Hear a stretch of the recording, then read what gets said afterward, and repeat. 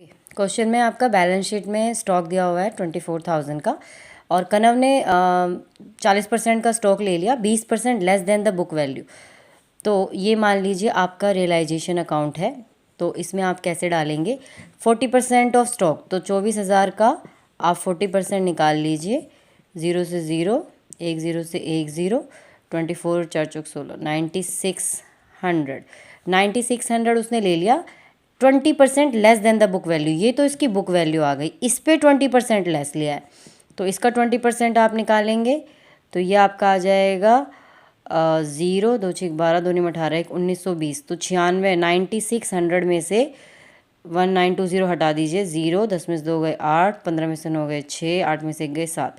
तो ये तो कनव ने ले लिया। तो यहाँ पे आप करके बाय कनव्स कैपिटल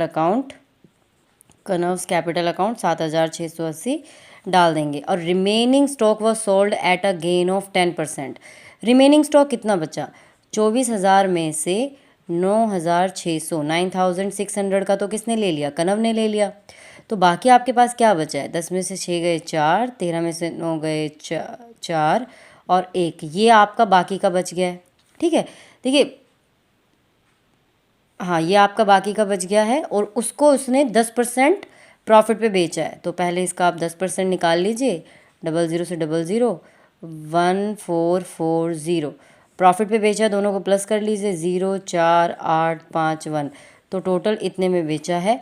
तो इधर ही साइड आप रियलाइजेशन में बाय कैश करके स्टॉक डाल के 15,840। ठीक है, समझ में आ गया। वापस एक बार बता देती हूँ, बैलेंस शीट में स्टॉक दिया हुआ है 24,000 का। कनव जो कि एक पार्टनर है, उसने 40% स्टॉक का ले लिया। तो 24,000 का 40% हमने निकाला 9,600, उसको उसने 20% लेस रेट पे लिया है। तो इसका 20% निकाल के आप इसमें से माइनस कर दीजिए तो ये वैल्यू आ जाएगी जो कनव ने ली है। तो रियलाइजेशन के क्रेडिट में कनव्स कैपिटल अकाउंट करके आप इसको डालेंगे।